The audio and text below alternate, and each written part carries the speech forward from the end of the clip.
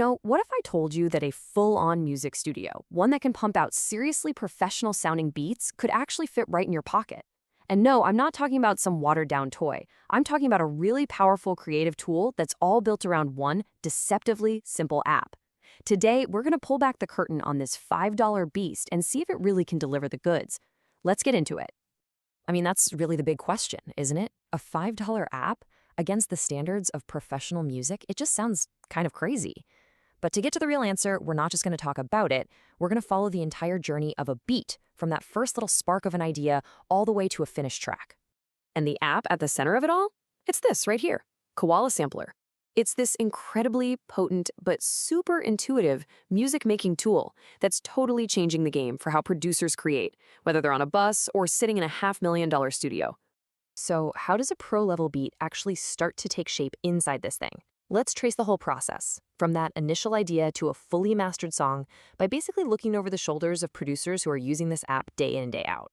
Okay, so if we follow the workflow of a producer like Grey Mouse, the first few moves are lightning fast. First, you find a sound you dig, maybe from a service like TrackLib, or heck, even a cool sound you recorded on your phone.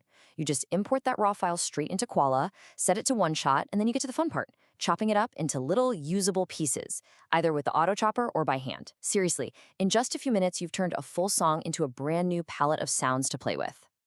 All right, so we've got our raw sounds, but right now they're just ingredients. The real magic, the art of it, happens when you start to shape them and mold them into unique musical building blocks.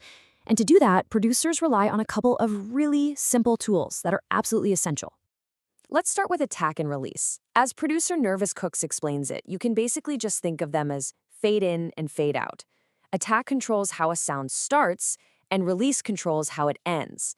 It sounds super basic, right? But this is one of the most fundamental tools for shaping your sounds. So why does a simple fade tool matter so much? Well, as Reddit user DJ Chopstick puts it, it's a total problem solver. You ever get that little click or pop right at the beginning of a sample? A tiny little tweak to the attack can smooth that right out, instantly cleaning up your sound without needing any complicated engineering. It's a lifesaver. Next up, we've got something called choke groups. YouTuber Chordmaster explains it perfectly. It's basically a setting that links different sounds together. So when you play one sound in the group, it immediately cuts off or chokes any other sound in that same group that might still be playing. And that is what makes it such a pro-level feature. According to the Drum Broker, this simple little setting is the key to getting tight, stutter-free playback. Think about it with drums. You don't want the sound of an open hi-hat ringing out over the sound of a closed hi-hat, right?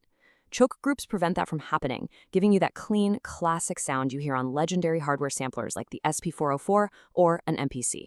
Now, all these tools are built around Koala's core philosophy, which is all about simplicity. And what's really fascinating is that this very design choice is both its greatest strength and the source of some pretty passionate debates among the people who use it. If you look at the Reddit forums, on one side, you've got users who just love the focused design. They say things like, you can't mess around with loads of settings, so you have to get on with making music. But then, on the other side, you've got users who are craving more precise control, arguing that some features, like the sample chopper, feel crazy limited compared to more complex setups. It's that classic creative debate. Does simplicity set you free, or does it hold you back? Okay, so our sounds are chopped and they're shaped. Now it's time to actually arrange them into a real rhythm. We're moving from just having individual sounds to creating a cohesive groove. And this is where producers use some really clever tricks to make their beats feel human and alive. And this is where you can see how a producer like Sunwarper can turn the app's so-called limitations into real creative strengths. Inside Koala's piano roll, for instance, he keeps his drums super minimal. He'll use the simple tone control as a kind of makeshift EQ just to carve out a little space for his bass line. And here's the best part. To get that human feel, he'll mix drum hits that are perfectly on the grid or quantized with hits that are slightly off-grid and unquantized. That's how you create a natural, undeniable swing. But this is where the story takes a really interesting turn. See, for a lot of these top-tier producers, the app itself isn't the finish line. Nope. The beat they cook up on their phone is actually just a powerful starting point for something way, way bigger.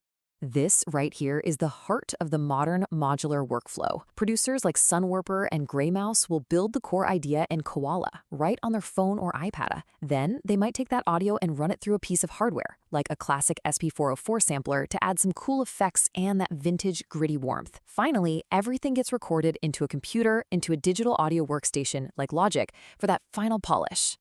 And once it's on the computer, the track gets that final professional treatment. This usually comes down to 3 key steps. First, they use an EQ to shape all the frequencies, making sure the kick drum and the bass aren't fighting each other. Second, a compressor adds punch and sort of glues the whole mix together. And finally, a limiter brings the overall volume of the track up to the standard you'd expect for Spotify or Apple Music. So what does all this really mean? Well, it means the very definition of a music studio has completely changed. That huge barrier to entry, which used to be thousands and thousands of dollars of gear, has pretty much disappeared. And it all comes back to this, $5, the price of a coffee. That's what it costs to get your hands on a tool that's powerful enough to start a track that could legitimately end up on the radio. It's just an incredible democratization of creativity. Sunwarper just sums it up perfectly here. The real power is the flexibility. You can start an idea anywhere, just on your phone, and then seamlessly scale it up, bringing in more and more of your studio gear whenever you're ready. Inspiration doesn't have to wait until you're sitting in the perfect room anymore. And all of this leads to one final thought. If the studio isn't a place anymore, but something that's always with you, just waiting for that moment of inspiration, what sound will you discover next?